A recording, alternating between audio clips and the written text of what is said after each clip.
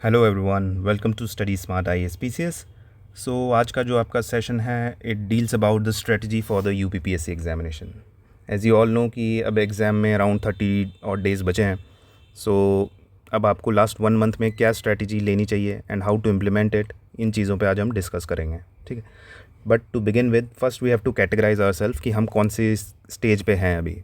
देखो, जो स्टूडेंट्स हैं जिनके पास ऑलरेडी प्रिपरेशन है, जो इस प्रिपरेशन में लग चुके हैं, दे हैव क्लियर प्रीलिम्स, उन लोगों को छोड़ने के बाद जो 3 of the categories that we are left with, तो कैटेगरी 1 स्टूडेंट्स वो हैं, देखो, जिनके पास दे हैव रेड एवरीथिंग, कि मतलब उन्होंने बेसिक बुक लक्ष्मीकांत एक बार देखी हुई है, एक बार तो नहीं, मतलब they have good grasp over it, कि लक्ष्मीकांत पढ़ा हुआ है, हमने स्पेक्ट्रम वगैरह बुक्स देखी हुई हैं, तो NCERTs को कभी टच नहीं किया हुआ है, मतलब हर एक चीज़ के बारे में नॉलेज है। ऐसा कुछ नहीं है कि कोई कुछ बोल दे कि रॉलेट सत्याग्रह क्या है तो उसके बारे में एकदम सोचने लग गए कि यार ये तो पढ़ा था बट याद नहीं है। They have the knowledge base. बस उनके साथ एक चीज़ हो रही है कि they are not able to clear this examination, they are into this preparation for long या फिर even for the earlier times, but they are not able to clear this examination and they don't even know why, what's going wrong about it। ठीक है, तो ऐसे लोगों के लिए क्या होना चाहिए strategy, will look into it. Second category student, जिन्होंने पढ़ा तो है बट हैज़ार्ड वे में उनकी प्रिपरेशन है, यानी कि जोग्राफ़ी अगर कंप्लीट की हुई है अच्छे से तो मिडिवल हिस्ट्री का पोर्शन रह रहा है।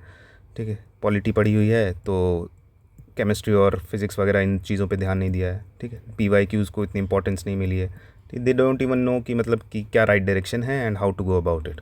ठीक है, थर्ड कैटेगरी स्टूडेंट, जिन्होंने प्रिपरेशन स्टार्ट तो की थी but due to some or the other reason they are not able to study as of now, तो दे हैव द डिलेमा कि मुझे क्या है, ये अटैम्प्ट देना भी चाहिए, लास्ट 1 मंथ में क्या हो पाएगा सर, ये सब सिचुएशंस आती हैं। तो वो इश्यूज़, जो इशू आ रहे हैं वो किसकी वजह से है, कि मतलब आपकी फैमिली प्रेशर का वजह से हो सकता है, बी एट आपने टाइम वेस्ट किसी और एग्ज़ाम के लिए कर दिया है बट उसके लिए भी नहीं पढ़ पाए, डीरेल हो चुकी है आपकी preparation due to some of the other reason, कुछ फैमिली प्रॉब्लम्स हो गई, तो बहुत से रीजंस हैं, वी कांट जज एनीवन ऑन दिस बेसिस। ठीक है, तो ऐसे स्टूडेंट्स के लिए क्या कोर्स ऑफ एक्शन होना चाहिए। तो देखो, फर्स्ट कैटेगरी स्टूडेंट्स, आप लोगों के लिए ये होना चाहिए कि if you are well read and you have the basic knowledge base, तो आपको अपनी प्रिपरेशन को राइट स्ट्रेटजी और राइट डायरेक्शन देना होगा। और वो कैसे देंगे कि first of all look into your weak zones. ठीक है, या look into the themes that you have missed. सब पढ़ना is not at all important, but reading the relevant things for the examination, it decides actually कि आप exam clear करेंगे कि नहीं। ठीक है, तो पहली चीज़ तो ये है कि reading the right thing. Secondly, कि अपनी डायरेक्शन को एक बेसिस दें, मतलब अपनी प्रिपरेशन को एक डायरेक्शन दें, सॉरी, कि जिसमें आपका PYQ बेस्ड स्ट्रेटजी हो, कि you are into this preparation, कि मतलब डायरेक्शन लेस प्रिपरेशन नहीं कर रहे हैं, PYQs के थ्रू जा रहे हैं, घटना चक्र का यूज़ कर पा रहे हैं। तो ऐसे लोगों को चाहिए कि लास्ट 1 मंथ में दे नीड एक्सट्रीम मेहनत, either in the form of कि आप सिर्फ इम्पॉर्टेंट चीज़ें पढ़ें पर अच्छे से पढ़ें, इस वे में कि कहीं और से उससे अगर क्वेश्चन आ भी जाए तो भी आप अटैम्प्ट कर पाएँ।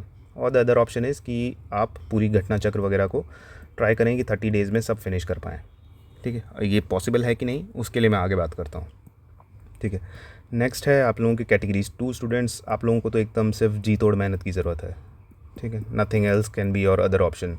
अभी इस वक्त पे बहुत से ऑप्शंस मिलेंगे आपको कि सर पहले टेस्ट लगा लूँ क्या, पहले ये कर लूँ क्या, वो कर लूँ क्या, ये सब चीज़ें सेकेंडरी है। पहले finish your static portion.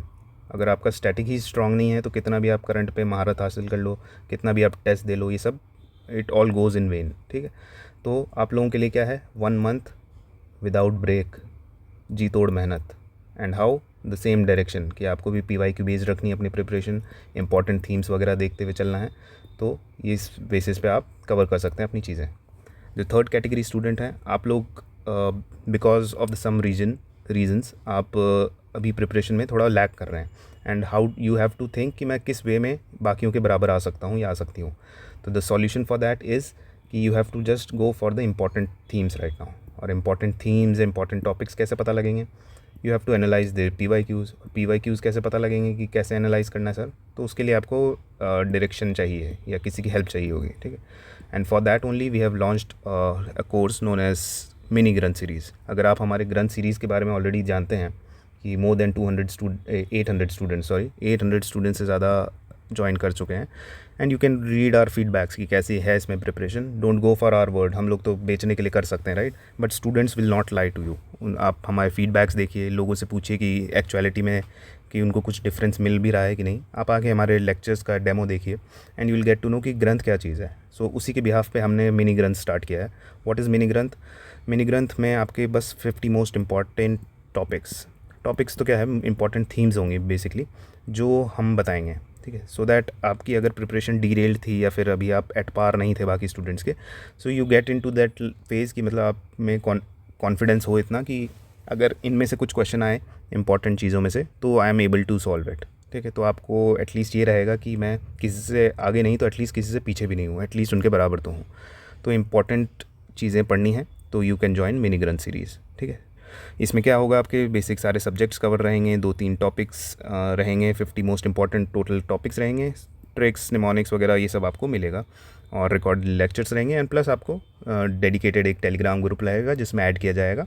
Apart from this you are within directly touch with the mentors, आप उनसे जो भी डाउट्स हों वो पूछ सकते हैं, ठीक है।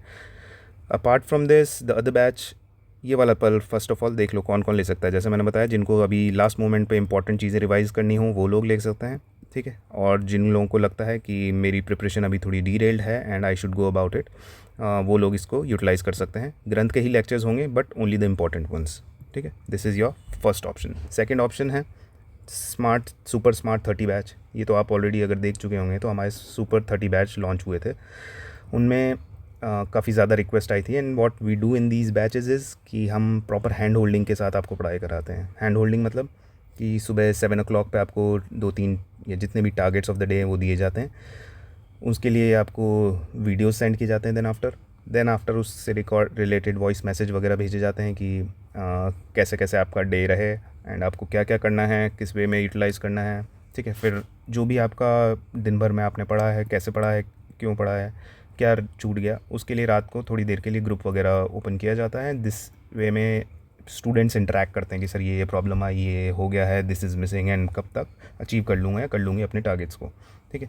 ये थोड़ा स्ट्रिक्ट बैच है, मतलब अगर आप में दम है कि मैं 100 नेक्स्ट 30 डेज़ तक बिना किसी एक्सक्यूज़ के, बिना किसी गैप के, बिना रोए बिना धोए, ये सब अगर मेहनत करना चाहते हैं तो सुपर स्मार्ट 30 बैच है आप लोगों के लिए, जिसमें आपके नॉट जस्ट ग्रंथ के डेली टारगेट्स के अलावा CSAT भी है, करंट अफेयर्स भी है, रिविज़न के लिए है, कुछ दिनों में टेस्ट होते हैं आफ्टर एवरी सब्जेक्ट, और मेंटर सपोर्ट तो है ही।